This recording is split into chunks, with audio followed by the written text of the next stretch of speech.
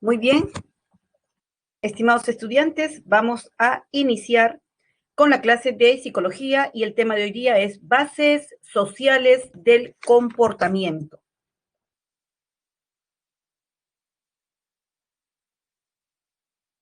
Nosotros vamos a poder observar, por ejemplo, mediante los medios de comunicación, diferentes eventos sociales que se producen en cada momento, en cada transcurso del día. Por ejemplo, vemos de repente ciertas manifestaciones violentas, que existe un descontrol de parte de la conducta de algunas personas y nos preguntamos qué relación tiene esta conducta violenta con las personas, de las personas con la socialización.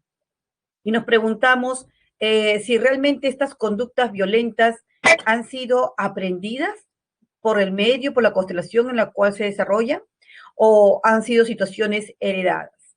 Entonces, nos hacemos estas preguntas y justo esto tiene relación con el tema que hoy día vamos a desarrollar acerca de la socialización, agentes, clase de socialización, la familia, tipos de familia, estilos de crianza, relaciones familiares, funciones de la familia, el apego, formación y cambios de actitudes. Muy bien. Entonces, vamos a iniciar primero hablando acerca de lo que es la socialización. ¿Qué entendemos nosotros por socialización? Entendemos pues que es un proceso por el cual las personas van a adquirir, van a interiorizar las normas, van a interiorizar las motivaciones, las creencias, los valores e incluso las pautas de conducta que deben tener dentro de una sociedad. Entonces, este proceso va a permitir que la persona, el ser humano, pueda adaptarse a una sociedad y pueda convivir de una manera adecuada, ¿no? Y esto se da, pues, obviamente todo este proceso se da gracias a la interacción que tenemos con las instituciones, con los mismos individuos, con el mismo grupo coetáneo, en la cual estamos permanentemente interiorizando. Y lo vamos adquiriendo desde nuestro nacimiento, desde nuestra primera infancia, durante toda la vida. Pero existen agentes de socialización que nos van a ayudar a reforzar esta interacción y este aspecto conductual. Tenemos agentes de socialización formales, como por ejemplo la familia, en la cual nosotros vamos a encontrar que son los primeros transmisores de las pautas, por ejemplo, de comportamiento, de conducta, que se van a dar a través de los padres a hijos. Entonces, podríamos decir que son los agentes de socialización hacia todas las personas que están dentro de ese grupo familiar, donde se van a impartir normas, creencias, valores, donde se van a impartir aspectos culturales, ¿no? Que tiene característica esta familia. Y estos patrones conductuales que son importantes. Pero también dentro de estos agentes sociales, agentes de socialización formales, tenemos nada menos que a la escuela. En la escuela, pues, en la primera interacción que se va a tener es con los maestros, en las cuales también nosotros vamos a percibir pautas de socialización, de respeto, situaciones en la cual el estudiante va adaptándose a esta vida académica y va a entender que también debe convivir con otros niños de su misma edad y regirse bajo las normas de disciplina y de respeto, del derecho también de sus compañeros y las formas adecuadas de conducirse, como cuando recordemos cuando estábamos en inicial, ¿no? El uso de las palabritas mágicas, por favor, gracias, etc. Entonces, agentes de socialización formales consideramos a la familia como a la escuela. Pero también tenemos otros agentes de socialización informales. ¿Cómo podríamos nosotros mencionar? Los mismos grupos coetáneos, los mismos grupos, los amigos, ¿no? Con quienes interactuamos y aprendemos de ellos también. A veces adquirimos parte de su lenguaje, de su forma de pensar, etcétera. o nos transmiten también cuestiones culturales, cuando de repente puedan ser también de otras regiones, en fin. Entonces, el grupo coetáneo informal pertenece pues a un agente de socialización. También tenemos, o podemos considerar como otros agentes de socialización informales, la iglesia, por ejemplo, ¿no? La iglesia, el trabajo, los mismos medios de comunicación, como por ejemplo la televisión, donde siempre están transmitiendo mensajes mediante los spots publicitarios, las mismas películas, etcétera. También tenemos el Internet, que estamos hoy en día muy abocados a las redes sociales, donde estamos siempre interactuando también con otras personas, entonces estamos también aprendiendo, socializando, los mismos videojuegos, que también tienen sus ciertos componentes, sus ciertas pautas, sus ciertas normas, ¿no? Y otros medios audiovisuales y gráficos que en general pertenecen a agentes de socialización de manera del grupo de los informales. Muy bien, pero en todos estos grupos de socialización existen tipos de socialización: primaria, secundaria y resocialización. En la socialización primaria, prácticamente se inicia desde la primera infancia, ¿no? Donde los padres que en el hogar van a impartir, como le habíamos mencionado, las normas de convivencia, las pautas de comportamiento, que van a desarrollar a lo largo ciertas actitudes, tanto físicas, cognitivas, valores, habilidades sociales de cómo interactuar con la otra persona, ser respetuoso, educado, ¿no? Entonces, nosotros vamos a ver cómo en la socialización primaria nos van a dar las primeras pautas para nosotros adaptarnos a nuestro entorno social. Entonces, la asociación primaria básicamente está constituida por la familia y obviamente también por la escuela, ¿no? El colegio, porque ahí también nos imparten las bases primarias de comportamiento, básicas de comportamiento para interactuar con nuestros congéneres. Entonces, todas estas pautas de normas de convivencia y socialización que se da en esta situación de la socialización primaria, nos van a ayudar a estructurar nuestra personalidad como personas.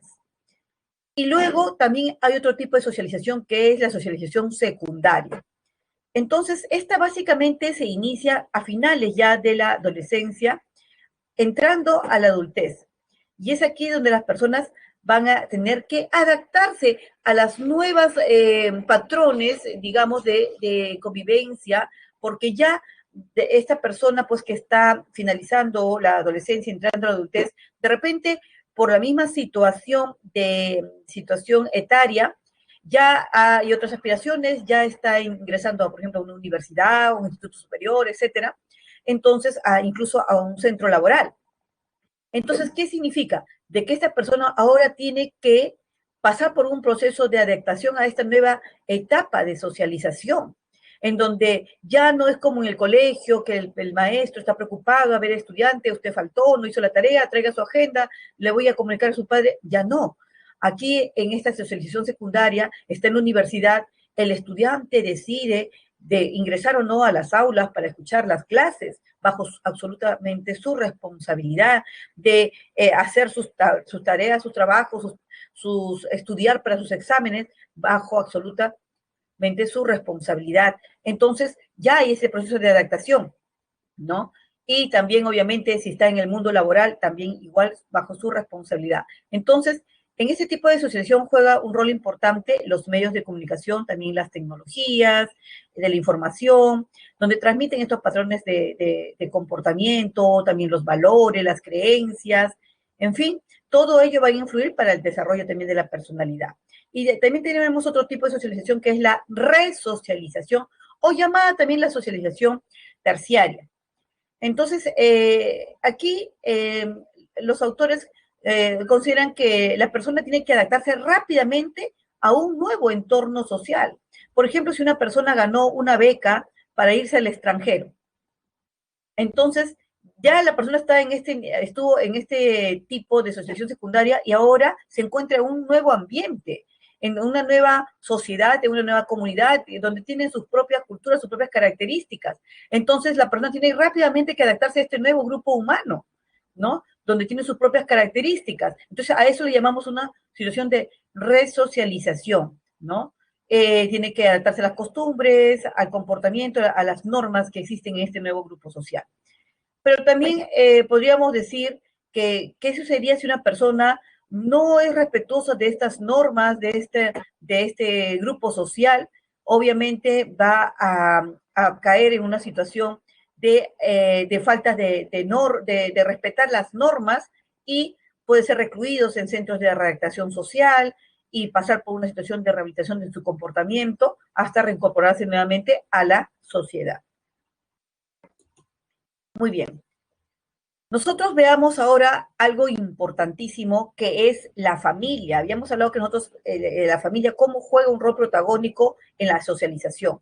Entonces, la familia pues es un microsistema social, ¿no? Y como ven ustedes, está compuesto por diferentes elementos, ¿no? Por los abuelos, por los padres, los tíos, los hermanos, bien, es la familia. La familia se caracteriza porque existe una situación de interdependencia de unos con otros. Por ejemplo, si alguien ha tenido un éxito en la familia, todos están contentos, todos festejan. Si alguien ha tenido un fracaso, una situación de problemática, todos están apenados y todos tratan de ayudar y apoyar emocionalmente a ese miembro de la familia. Entonces hay una situación de interdependencia en la cual podríamos decir que lo que le pasa a uno le afecta también a todo el grupo familiar. Ahora, entonces entendemos nosotros que la familia es la célula básica de la sociedad, pero existen tipos de familia.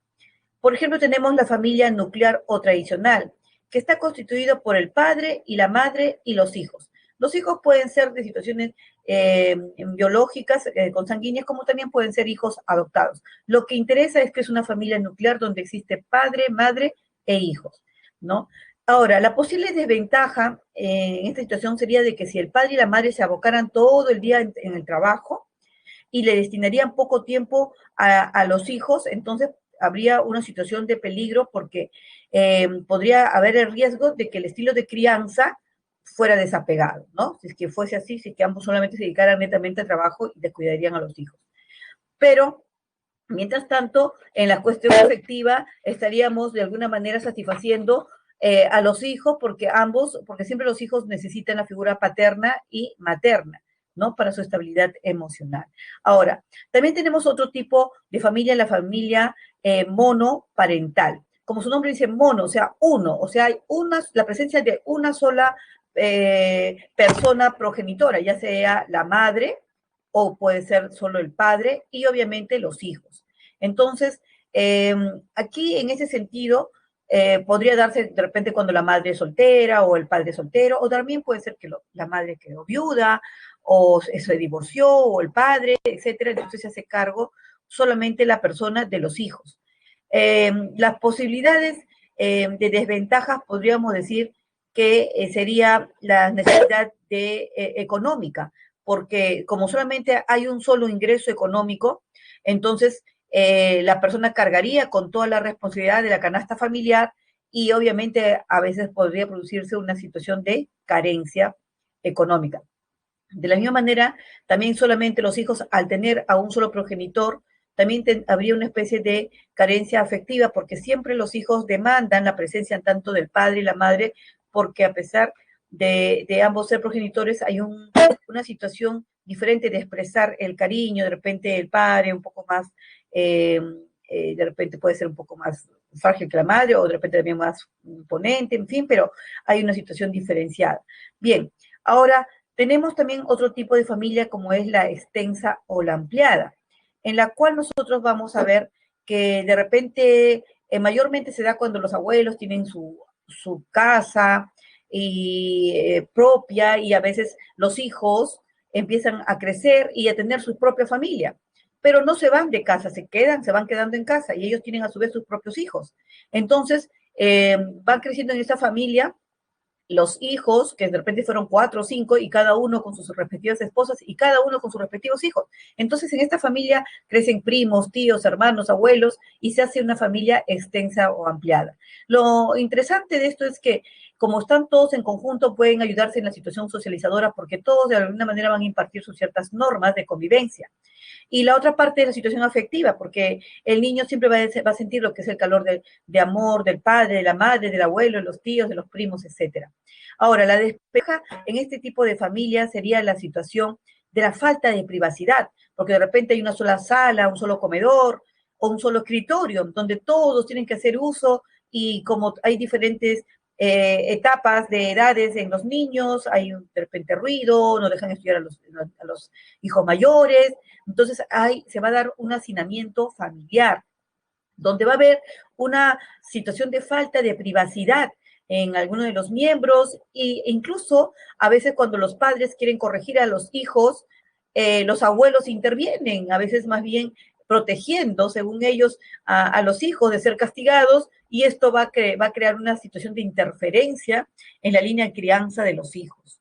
Luego también tenemos otro tipo de familia que es la reconstituida, en la cual de repente la señora tuvo un pasado y en su pasado tuvo un hijo, ¿no? Con otra pareja. Y el señor también tuvo un pasado y en ese pasado también tuvo un hijo con otra pareja. Pero ahora ambos deciden llevar una vida en común y unirse para formar una nueva familia. A esto lo llamamos nosotros una familia reconstituida, donde de repente puede haber el padre y la madrastra, ¿no? El hijo que puede ser fruto de ambos o los hijos fruto de ambos en diferentes relaciones, o la madre y el padrastro. Entonces, esta es la familia reconstituida. En cuanto a las ventajas, podríamos decir de que ahora los hijos, por ejemplo, si fuese el caso de esta niña que tiene su padre, que es su padre biológico, entonces ahora va a tener la oportunidad de tener la presencia de una señora que juega el rol de madre, ¿no? Quien es la madrastra. Entonces, vemos que de alguna manera va a suplir esa carencia afectiva teniendo ahora una nueva figura materna. Entonces, eso podría ser una de las desventajas y viceversa, de las ventajas, ¿no? Y en cuanto a la situación de ventaja, también podríamos decir que ahora la situación económica va a mejorar porque hay dos ingresos económicos de la pareja. En cuanto a las desventajas, podríamos decir que es la situación del proceso, digamos, de cohesión familiar, a veces demora, se hace muy lento o porque a veces dentro de la familia no todos los miembros aceptan esa relación y se hace un poco difícil. A veces pasan muchos años para que puedan aceptarse todos como parte de la familia, ¿no? Bien. En cuanto a los estilos de crianza, se refiere pues a la forma como los padres utilizan el afecto, cómo muestran el cariño, la aceptación a sus hijos.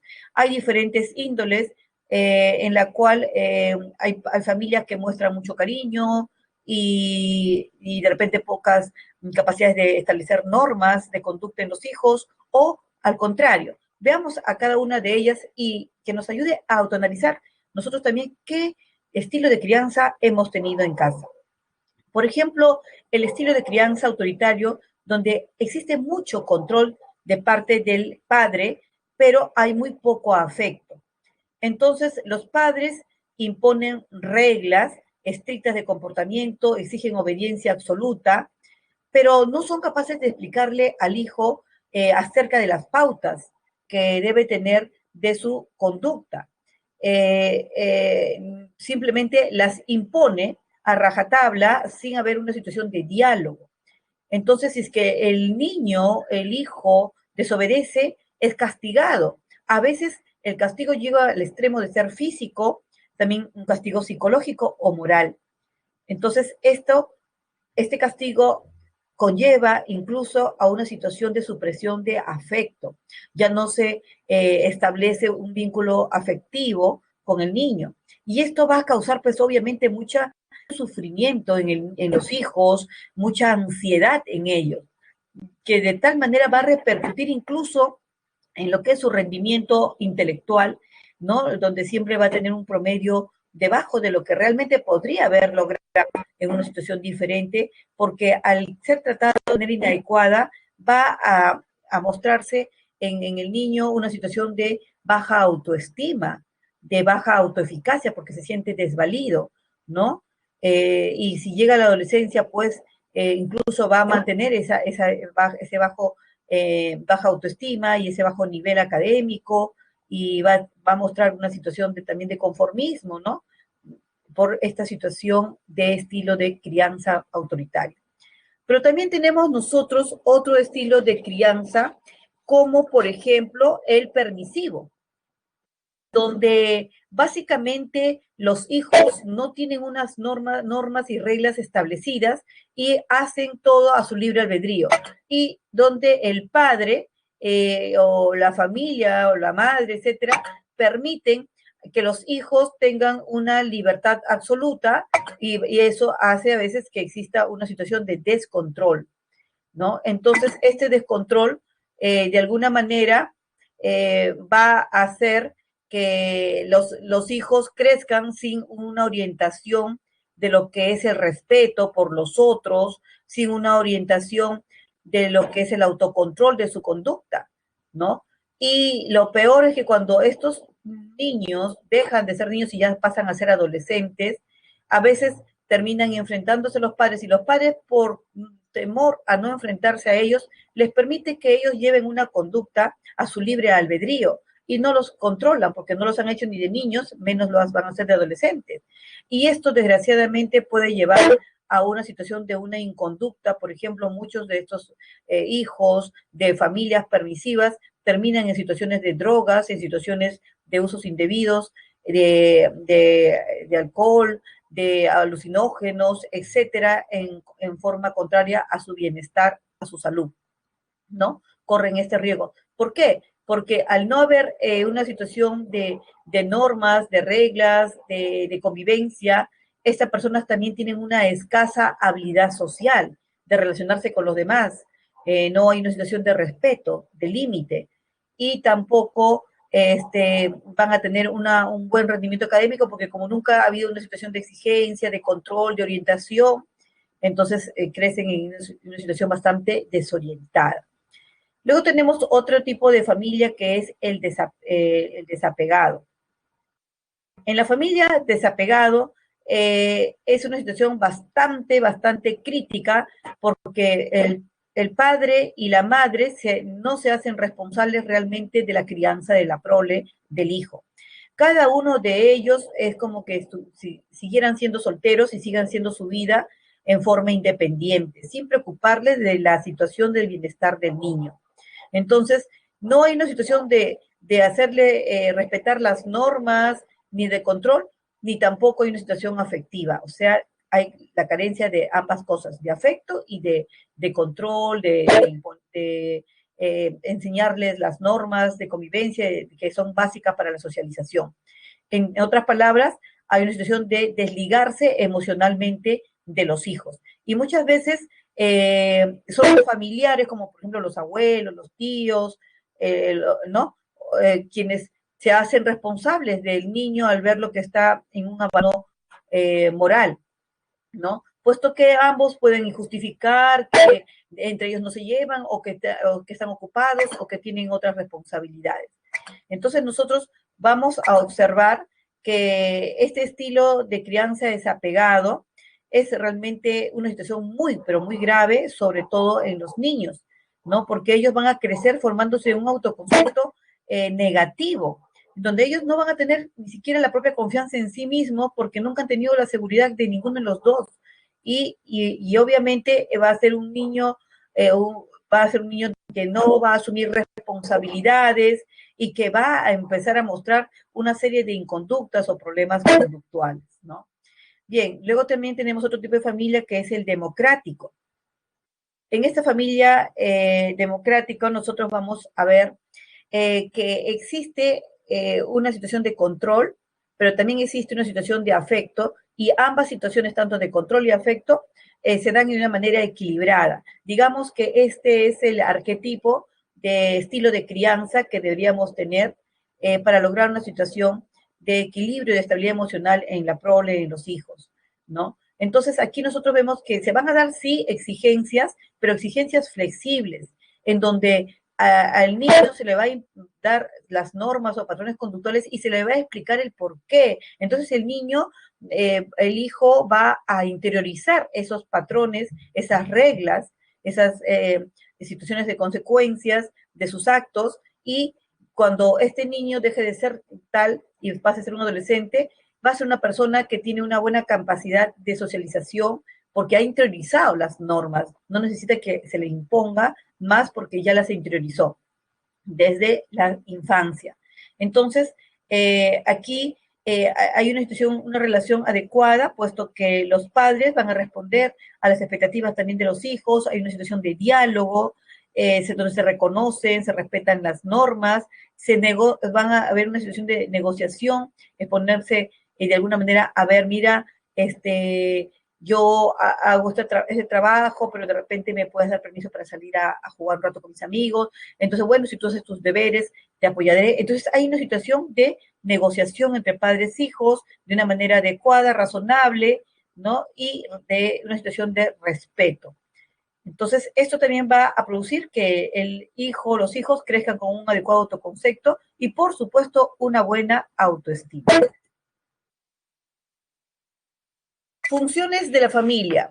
La familia es realmente un eje importante para desarrollar funciones que van obviamente, a consolidar la relación del núcleo familiar. Por ejemplo, la familia va a establecer una situación, digamos, de afecto hacia sus hijos, una función de interacción permanente, educativa, de protección económica, reproductora, recreativa. Vamos a ver cada uno de ellos para entenderlo mejor. Por ejemplo, la familia, una de las funciones básicas, obviamente, de la familia es la reproductora, en la cual se une la pareja justamente con la intención de la multiplicación de la especie humana, ¿no? De la supervivencia de los miembros de la familia, se van a incorporar nuevos miembros a la familia. Entonces, una función de la familia es la reproductora. Otra función de la familia es la afectiva, ¿no? Y esta podríamos decir que es la función más significativa que tiene la familia, es la afectiva, en donde la familia va a brindar cariño, va a dar calor humano a cada uno de los miembros y también de la misma manera va a corregir si es que hubiese alguna inconducta de parte de los hijos, y de la misma manera también va a ayudar a que los hijos puedan superar situaciones difíciles que en la vida siempre todos los seres humanos debemos enfrentar, pero le va a enseñar con cariño a superar esos fracasos, a superar esas angustias, dándole el confort, dándole estabilidad emocional. Entonces, con el cariño, con el amor que le profesan, van a lograr consolidar más sus vínculos afectivos, de amor, de respeto, de confianza, de comunicación entre todos los miembros. Y esto nosotros lo vamos a ver mediante las actitudes que van a tener los padres, ¿no? Ya con sus gestos, con sus palabras, hijo, te amo, te quiero, que son tan importantes, con el comportamiento, etcétera, ¿no? Y entonces la función afectiva, vuelvo a repetir, es una de las funciones más significativas de la familia. Tenemos otra función, por ejemplo, la socializadora, ¿no? Esta es función donde se estrechan también en forma de interdependencia los lazos familiares, son importantes porque aquí se va a transmitir, por ejemplo, los valores éticos culturales que caracterizan obviamente a este grupo familiar a través de los modelos, de padres a hijos, ¿no? A veces si hay abuelos también de abuelos a padres, de padres a hijos, es toda una interdependencia. Entonces, aquí se va a dar pues las primeras experiencias de socialización donde se establecen las normas, patrones de conducta, de derechos, de respeto entre todos ellos, y el aspecto de este lazo, de esta función socializadora, es interesante y es importante porque va a hacer que la familia crezca con una situación de vida en armonía, y esto es de bienestar y de salud. Y así se van a evitar pues la presencia de los trastornos emocionales cuando más bien hay una situación disfuncional dentro de esta función socializadora. Luego tenemos nosotros la otra función, que es la de protección económica. Es muy importante porque los niños, los hijos de esta familia deben sentirse protegidos por los padres, no al revés. Entonces, los padres deben suplir las carencias tanto de la vivienda, tanto de la recreación, tanto de la salud, del vestido de los hijos y de la educación misma, ¿no? Entonces la protección económica da esa estabilidad también emocional, ¿no? Y es una función interesante, importante, indispensable en la función de la familia. Y también tenemos nosotros la función educativa. En la función educativa nosotros vemos que es esa transmisión de los conocimientos, de los hábitos, de las actitudes que los padres le van a inculcar a sus hijos en forma permanente. Por eso dicen, a ver cómo te comportas, así yo mirando tu comportamiento sé cómo te han educado tus padres, porque la educación es básica y nace de la familia. Entonces esa función educativa es indispensable para enseñarle a los hijos, pues, la situación de tener un ideal, de las pautas de conducta, ¿no? Y luego tenemos también nosotros la función recreativa, en la cual va a hacer que los padres, al salir con los hijos a un lugar diferente que es la vivienda, la casa, el núcleo, donde el núcleo familiar siempre está, en esta función recreativa donde de alguna manera van a compartir juegos, su tiempo libre, ya sea corriendo, cantando, bailando en juegos de salón, campamentos, paseos, contar chistes incluso. Esta función recreativa hace que exista más fortaleza en los lazos entre todos los miembros o elementos de la familia y produce una integración y una estabilidad también emocional.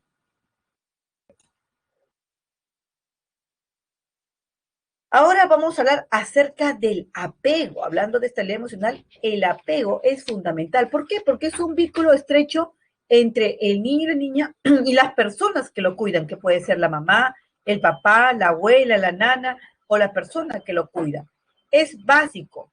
¿Por qué es importantísimo el apego? Porque es el punto crucial donde va a nacer una buena oportunidad para la socialización.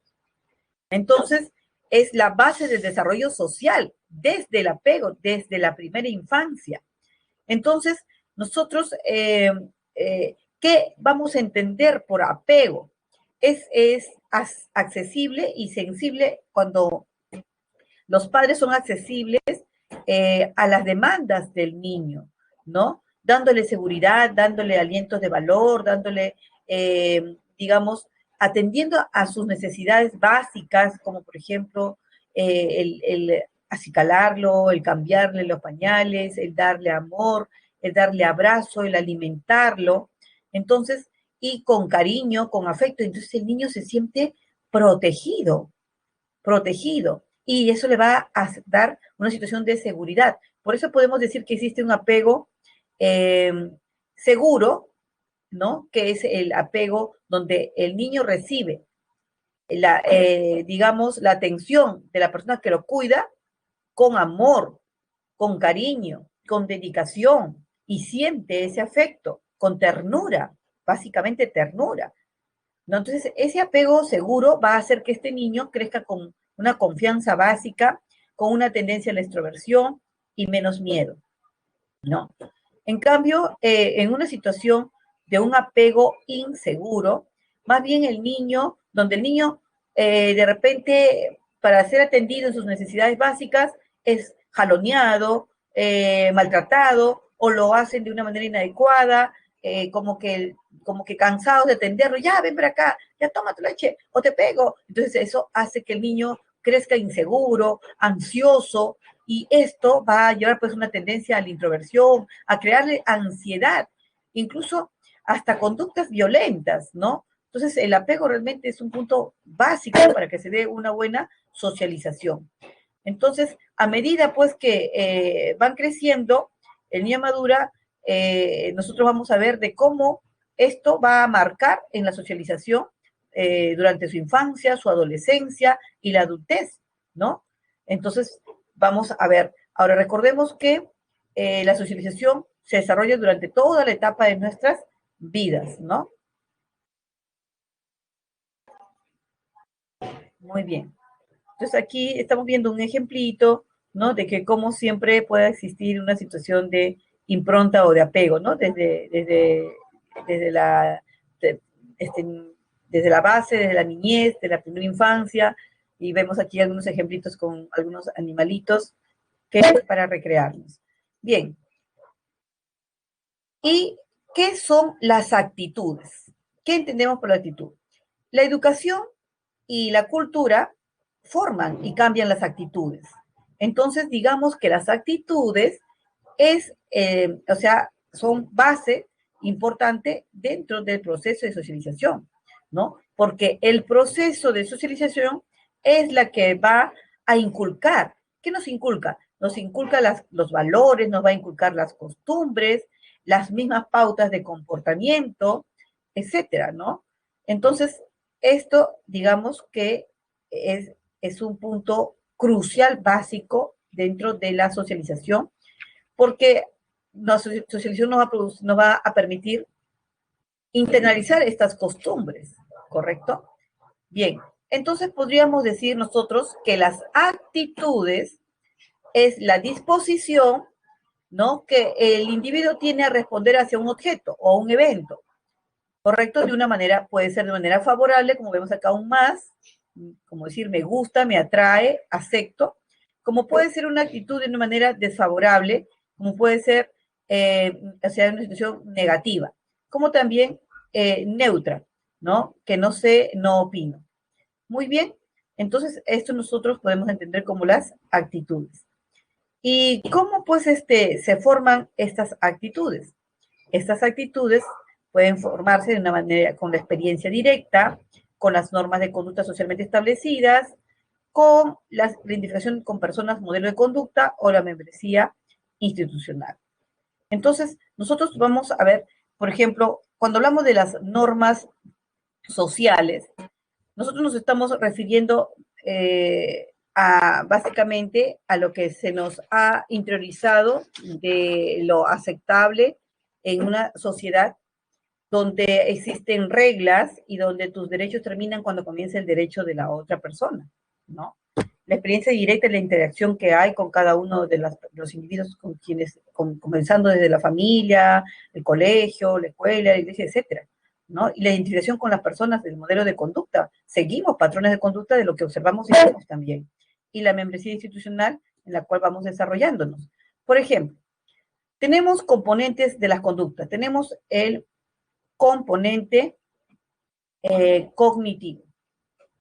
Entonces, en el componente cognitivo, nosotros vamos a entenderlo que está referido a las creencias, está referido a las opiniones. Entonces, nosotros vamos a ver en este sentido eh, que es importante, ¿no? Este componente porque nos va a cambiar con la asimilación de la información, ¿no? Y la experiencia vital, nuestro pensamiento, nuestras creencias. Ahora, cuando nosotros hablamos de que está referido a las creencias y opiniones que sustentamos en la toma de la posición valorativa, debemos comprender que estamos hablando de una asimilación de información y que esta también puede ser justamente en función a la experiencia que tenemos y de ahí nosotros vamos a crear estereotipos. Y cuando nosotros hablamos de estereotipos, podemos decir que estamos hablando de un estereotipo que puede ser positivo o un estereotipo que puede ser negativo. Esto implica, básicamente, que entendamos que del aspecto cognitivo, o sea, de las creencias y opiniones, van a nacer los estereotipos. Este estereotipo la imagen o representación o creencia generalizada acerca de los atributos personales. Por ejemplo, podríamos decir, los brasileños son alegres. Eso es un estereotipo de tipo positivo. Positivo porque no es nada malo decir que son alegres, pero nosotros al decir los brasileños estamos diciendo que todos los brasileños son alegres. Y por eso es un estereotipo, porque está simplemente generalizando un atributo personal. Ya estamos cayendo en un estereotipo. Pero también pueden haber estereotipos negativos, a veces influenciados por los medios de comunicación. Supongamos que estamos viendo la televisión y vemos una imagen en donde ha habido una captura de una banda criminal o de una banda que cometió un delito, y bueno, y dice, cayó banda de narcotraficantes colombianos. Entonces decimos, los colombianos son narcotraficantes. Entonces ahora estamos cayendo en un estereotipo negativo, porque estamos diciendo, al decir los colombianos, estamos generalizando atributos personales a un grupo de personas, porque el hecho de que haya una banda no significa que todos los colombianos sean narcotraficantes. Pero al decir nosotros los colombianos son narcotraficantes, entonces es un estereotipo negativo. Y ya cuando nosotros estamos viendo esta situación, entonces estamos en un componente afectivo, es decir, donde uno va a manifestar con una situación de agresión emocional intensa hacia lo que origina una creencia valorativa. Es decir, las emociones pueden ser de aceptación, como de alegría, de orgullo, de placer, pero también puede ser una emoción de rechazo, por ejemplo, de temor, de disgusto, de vergüenza, de cólera, de ira. Entonces, en este caso, va a nacer de este componente afectivo, va a nacer el prejuicio. En otras palabras, el prejuicio es producto de este estereotipo negativo, no del estereotipo positivo, solamente del estereotipo negativo va a nacer el prejuicio que tiene un componente afectivo de rechazo en este caso.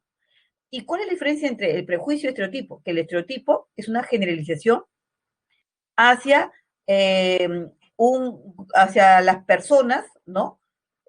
Atribuyéndole a las personas, digamos, en forma generalizada sobre una situación, un evento. En cambio, el prejuicio se va a ver una generalización, pero aplicada a un solo caso. Por ejemplo, si aquí el estereotipo es los colombianos son narcotraficantes, de repente tú te encuentras en la calle con una amiga y la amiga te presenta a su enamorado y te dice, mi enamorado es colombiano. Entonces tú dices, colombiano. Y entonces tú dices, entonces es narcotraficante. Es decir, aquí la generalización se da aplicada a un caso. Lo aplicaste al caso del enamorado de tu amiga. Entonces aquí podríamos decir que esto es un prejuicio. Y entonces el estereotipo es una generalización aplicada a un grupo de personas, ¿no? Y la generalización es aplicada a un caso específico, como acabamos de mencionar, ¿no? Decimos, entonces el enamorado de mi amiga es narcotraficante por ser colombiano, a un caso. Ahora, ¿qué vendríamos nosotros a entender sobre el aspecto, el componente conductual? El componente conductual es la toma de una decisión, ya es decir, la ejecución de lo que estoy pensando. Voy a ejecutar, es el componente conductual. Y va esta toma de decisión, va a estar acorde con la opinión, de acuerdo o desacuerdo, ¿no? Entonces ahí nosotros vamos a ver que se produce la discriminación en función de este prejuicio. Por ejemplo, ya voy a decir, con el mismo caso, como mi amiga tiene su enamorado colombiano y justo yo tengo que celebrar mi cumpleaños, entonces voy a poner en mi cumpleaños bienvenido todos, excepto los enamorados colombianos. Entonces, ¿yo ya qué estoy haciendo? Estoy discriminando, estoy ya ejecutando, ¿no? La situación cognitiva afectiva y estoy llegando a una discriminación, ¿correcto? Bien. Para hacer un feedback, entonces los estereotipos representa la imagen, es una imagen, una representación o creencia generalizada y preconcebidas acerca de los atributos personales de un grupo de personas y categorizándolas. Y el prejuicio, que es la valoración negativa que se hace a un individuo, a un grupo de personas, a tomar como válido un estereotipo negativo prescindiendo de la experiencia directa. Y la discriminación, que se refiere al trato, a la acción excluyente hacia una persona a partir del prejuicio debido a su sexo, orientación sexual o estrato social o incluso procedencia geográfica y otros más. Muy bien, vamos a desarrollar un primer ejercicio Por ejemplo, tenemos uno, el matrimonio de personas muy jóvenes aumenta la vulnerabilidad en las mujeres adolescentes al propiciar el desequilibrio de poder al interior de la pareja, creando riesgo de posible violencia intrafamiliar,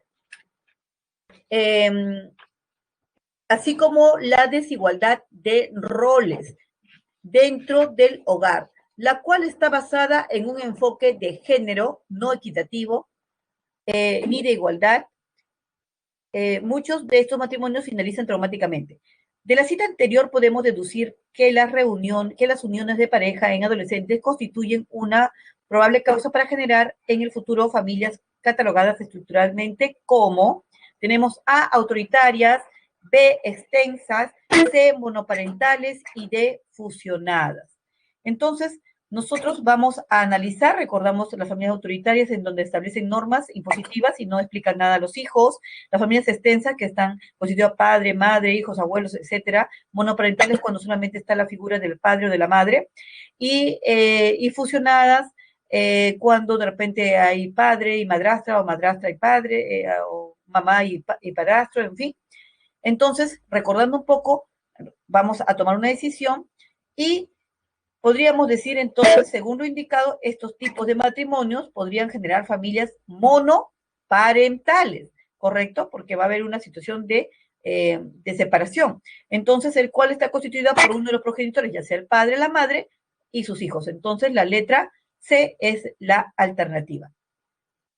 Tenemos otro ejemplo, el ejercicio 2, donde Marco y Laura se conocieron en la universidad, donde se hicieron enamorados. Al culminar sus carreras, siguieron con su relación y contrajeron matrimonio. Ahora son unos felices padres de dos hermosos niños. Ellos forman un tipo de familia llamada, ahí debemos insertar una de estas primeras partes de las alternativas. Sin embargo, el psicólogo les ha recomendado tener más tiempo con sus hijos para evitar que tengan el estilo de crianza denominado, tenemos ahí, nuclear, democrático, monoparental desapegado, reconstituida permisivo y nuclear desapegado. Muy bien, entonces aquí nosotros vamos a ver que la respuesta correcta es la letra D, ¿no? La letra D. Nosotros vamos a establecer que es la letra D, puesto que la familia nuclear está conformada por padre, madre, los cuales pueden ser la descendencia biológica de la pareja o hijos adoptados.